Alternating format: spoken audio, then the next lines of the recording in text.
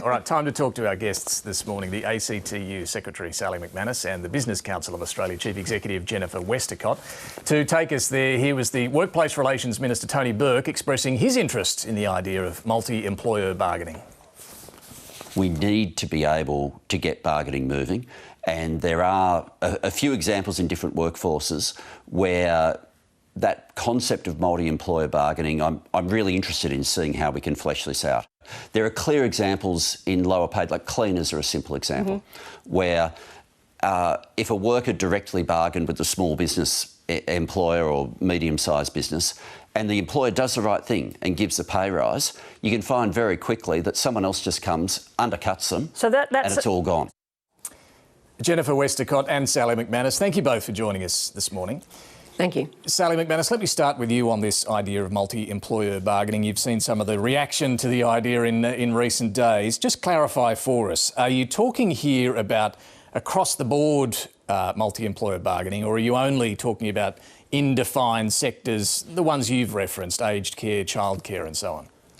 Yeah, look, thanks, David. I reckon it's really important to understand what's gone on with our employment landscape. 30 years ago, we had mountains and some hills. Now, and a bargaining power because people were more unionised. Now we've got mountains and half the workforce is on plains and they don't have any bargaining power.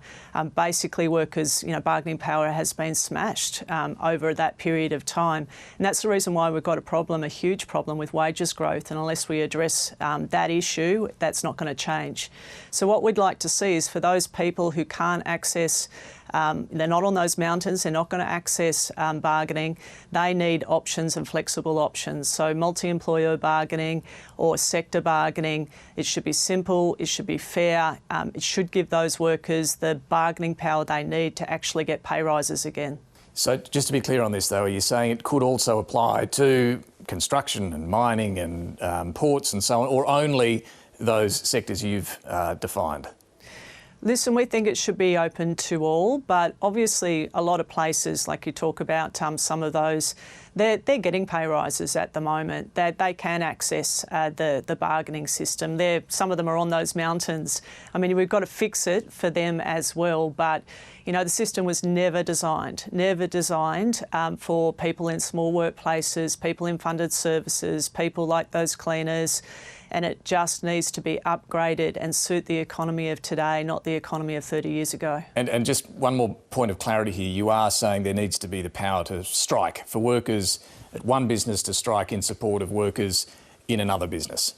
Not in support of workers in another business, together. So it's a normal part of bargaining to have the option as a last resort to take industrial action. And that's what happens in countries that have obviously multi-employer bargaining. And there's not more strikes, there's more pay rises.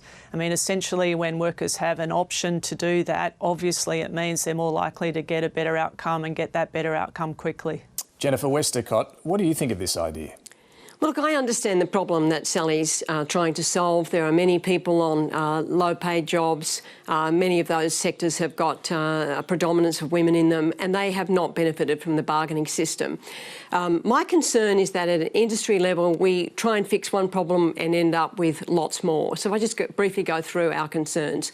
The first is driving innovation and productivity, which is actually the key to driving higher wages. So most of that happens at an enterprise level. People sit down with their workers, they adopt new machinery, they do training, they work out processes, they look at their markets, they look at their customers, and they do that together. So if you're a small manufacturer in Bendigo, suddenly to have your wages and conditions set by a manufacturer in Tasmania or Adelaide, how's that actually going to work to drive innovation? My second concern is the risk that it actually lowers things because people sort of work together and you end up with lowest common denominators and people's wages don't go up. You want competition for people. You want to offer people the best conditions. My third issue is if you look at this across industries, particularly in the care sector, many of these industries need innovation to give better patient care, to give better services to people, and many of them are stuck in very old-fashioned demarcation areas.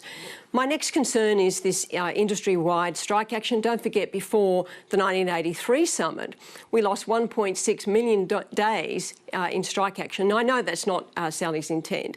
And my final concern is this idea of pattern bargaining, where somewhere in the supply chain you start negotiation, and then as it moves through the supply chain, it ends up with an employer who just simply doesn't have the capacity to pay that, irrespective of their workers, their markets, their customers, the amount of money they've actually got to pay.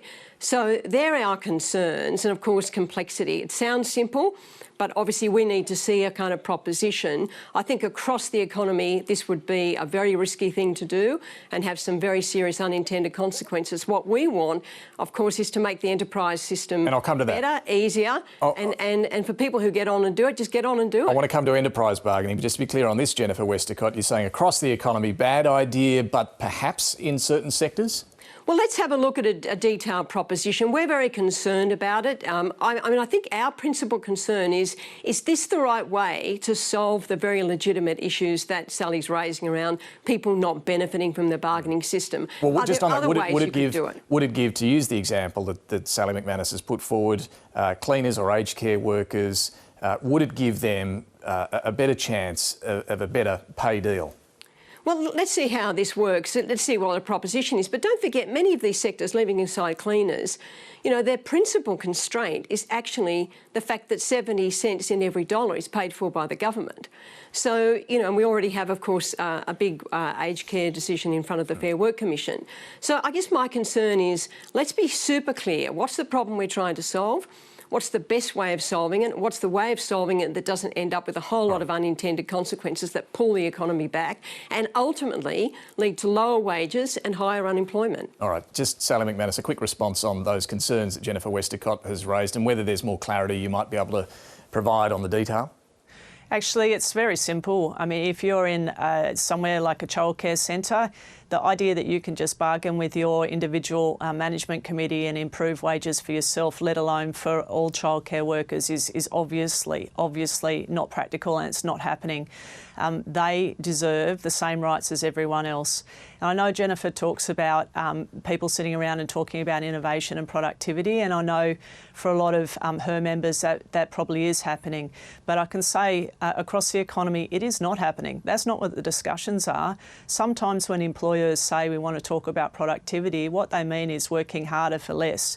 Now, Jennifer doesn't mean that, and that's a really good thing because we want to have a different discussion about productivity. That's really not what's happening. And the thing is that we have not seen pay rises in this country, real wage pay increases, for 10 whole years now. There's been plenty of time for employers to give people pay increases, but they've not. And it's not fair to have whole sections of the economy, more than half, totally locked out of collective bargaining. Let's talk about enterprise bargaining, because a couple of years ago, the two of you came pretty close to agreement. You might maybe perhaps even had an agreement on a way to improve enterprise bargaining, which has been gradually dying in Australia. The idea was that you could fast-track agreements through the Fair Work Commission, waiving the better off overall test if they were union negotiated agreements. Other business groups didn't like it and it hit a dead end. Jennifer Westacott, to you first on this. Is this an idea that you're keen to revive or indeed build upon at the summit? Well, the first thing is, let me just say that Sally and I are absolutely on a unity ticket that we want people to be paid more, and we want those wage increases to be sustained. And enterprise bargaining, if done well, when you look at the data, you look at the long-run averages of wages, people on enterprise agreements get more money. They get substantially more money. So that's the starting point. Look, I think the principles that Sally and I negotiated a couple of years ago are basically the ones that we should take forward. Don't get rid of the better off overall test, make it better. Make it about better off overall, not better off in every single circumstance. Get rid of this idea of hypothetical workers. Make sure, and this is the crucial thing, that when the parties agree, when they've negotiated in good faith, when they follow the proper processes, that the Fair Work Commission does not then try and rewrite and micromanage that agreement. Make sure that people who haven't been party to the agreement can't come in at the last minute, blow the agreement up. And finally, and this is really important, David, that where you've done all of that, that enterprise agreement should replace the award. So you get rid of this tremendous complexity that's in the system where you've got a national employment standards, that's right, that's the safety net, then you've got an award, then you've got an EBA. That's just too complex. And so we want to see that, we restore enterprise bargaining, we get the overall back, and we use it as a way of making sure it can replace an award. And that's what the Hawke and Keating plan was originally designed to do. Sally McManus? Yeah, so the idea of bargaining being simple and fair is something that we both support. Those are the principles, absolutely. And just where Jennifer left off about the Hawke and Keating enterprise bargaining system, I think we can get very close to that and maybe even do better and making it really simple. It's got to be simple for workers and simple for employers. The thing that's different is the Better Off Overall test. Now, we moved away from what was called the no disadvantage test because some employers were rorting it. They were using it to cut wages and then have unfair competition with other employers. We had to change that to make sure that bargaining's about going forward. So I reckon we can make that simpler as well. And so we should aim simple and fair for everyone. So, Sally McManus, get the Better Off Overall test, keep that or waive that in some circumstances or tweak that so it's not including these hypothetical worker examples? Listen, for us, simplicity is always balanced with fairness, and I think that we can achieve simplicity and then build in very easy safeguards to make sure that people don't go backwards. You maintain the fact that it's better off overall, but you don't hold up agreements for ages because there's complicated things that the Commission's got to consider. This is important. I just want to be clear here. So you're both saying you want to go to this summit, reviving that deal from a couple of years ago, which would change the Better Off Overall test. You're seeking to progress this at the summit. Well, we're seeking to progress the key principles of it. Yep. And the fundamental principle is making sure, to Sally's point, it's simpler, it's easier, it's accessible to a wider range of people, and that it's about the overall, and it's fundamentally about the parties to the agreement. If they've agreed, let's just get on with it. OK. The gender pay gap, it's been widening in the last couple of years. According to Treasury, women earn less than men in full-time roles in every industry. The government wants to require every company with more than 250 employees to publish their gender pay gap and also to make pay equity an objective of the Fair Work Act. Is that enough, Sally McManus, to fix this problem? Well, the other thing they announced during the election was changing the way that equal pay cases work is to fix them because they're not working at the moment.